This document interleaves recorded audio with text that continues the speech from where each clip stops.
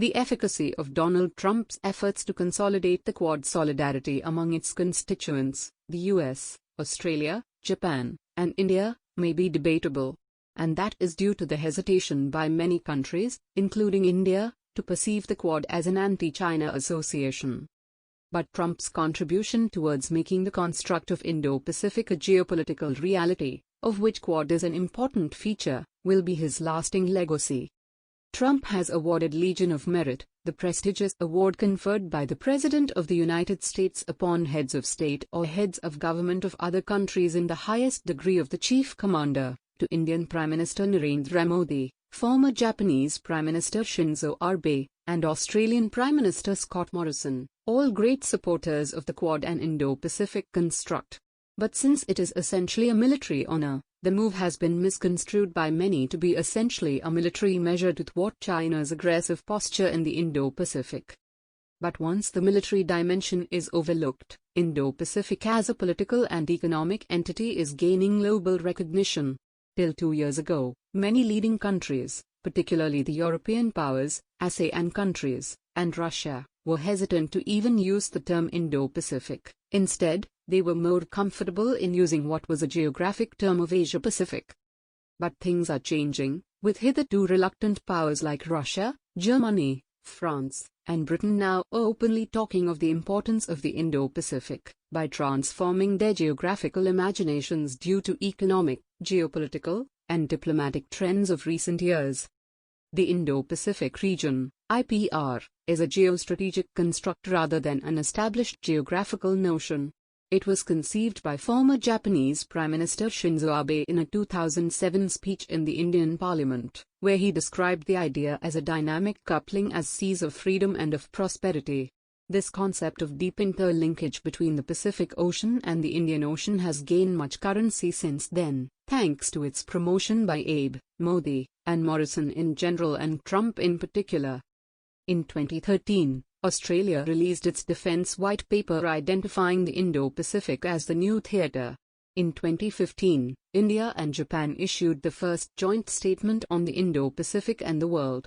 In 2016, then Japanese Prime Minister Shinzo Abe presented Tokyo's Indo-Pacific vision.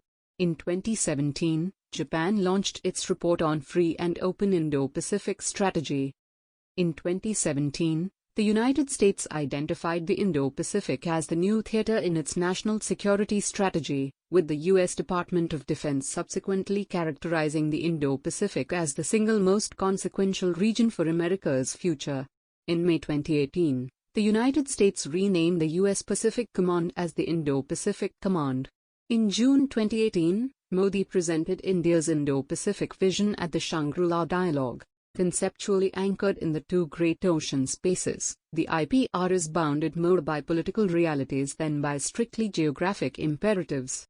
Naturally, there have been divergences in its definition.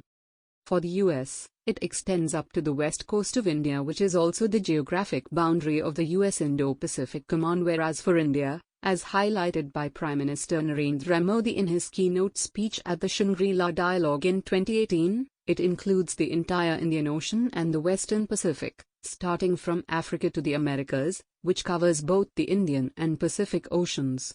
Japan and other countries' description of the IPR seems to be in tandem with that of India. Now the IPR is seen to be encompassing countries located on the American or African/Middle Eastern rims of the Pacific and Indian Oceans as littoral states on the one hand and inner nations, stretching from the Indian subcontinent up through Southeast Asia to China and the Northeast Asian countries of Japan and the Koreas, on the other. Thus, it encompasses continental, peninsular, and archipelagical landforms. IPR's waterways, comprising most of the Indian and Pacific Oceans, along with the inner seas and vast bays, form the integrated pathways vital to the global economy, linking Europe and the Western Hemisphere with the world's workshops. The Indo-Pacific now accounts for close to half of global economic output and contains more than half the world's population. It is a region vital to the peace and prosperity of the entire globe. There is now an emerging consensus, save that of China, on the importance and sanctity of maritime connectivity, open sea lanes free from any single country's domination, rules-based order sanctified by international laws, and deepening peaceful political and economic engagements among the countries, including China, of the Indo-Pacific. That explains why on December 21, Russian ambassador to India Nikolai Kudashev said that Moscow, so far at the forefront along with Beijing in resisting the idea of Indo-Pacific, understands and supports India's inclusive vision of the Indo-Pacific based on international law. Until recently, Russia repeatedly argued against the use of Indo-Pacific, which it termed as an American idea to contain China and draw not only allies Japan and Australia but also India to Washington's goal. In 2018, France unveiled its own Indo-Pacific strategy, highlighting its acknowledgment of the region as the world's economic powerhouse. For France, the Indo-Pacific is also a key region when it comes to the governance of the commons and multilateralism. Paris views it to be a key region when it comes to the governance of the commons and multilateralism. At the same time, there is now recognition that China's rise is increasingly challenging French interests in the region. All told, France considers itself a resident power and an island state in the Indo-Pacific, given its overseas territories in the Indian and Pacific Oceans. The gradual undermining of the status quo in the South China Sea, in complete violation of the UN Convention on the Law of the Sea, has long been identified in Paris as an issue of global significance.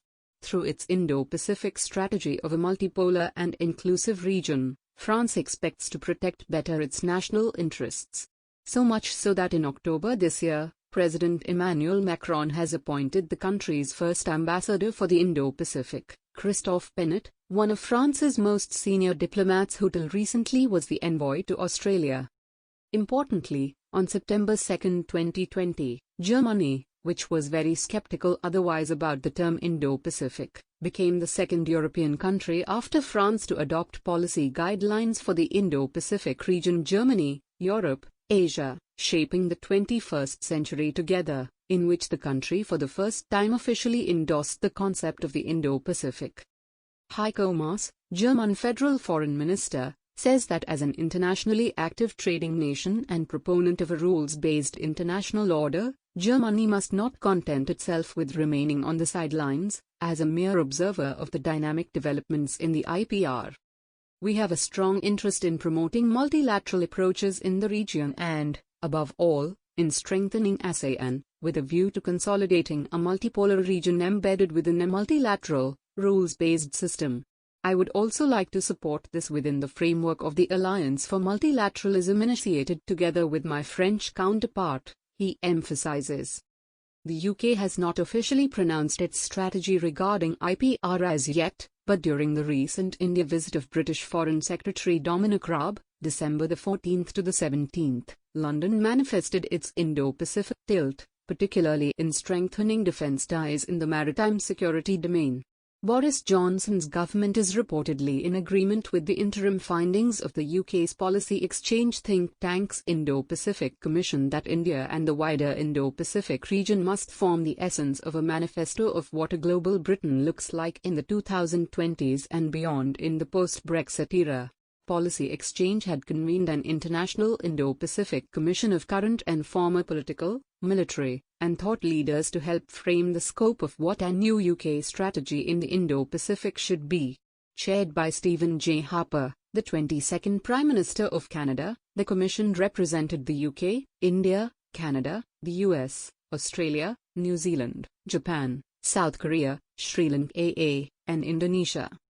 With inputs from each regional expert commissioner, the Policy Exchange recently released interim findings as part of a report entitled A Very British Tilt, Towards a New UK Strategy in the Indo-Pacific Region.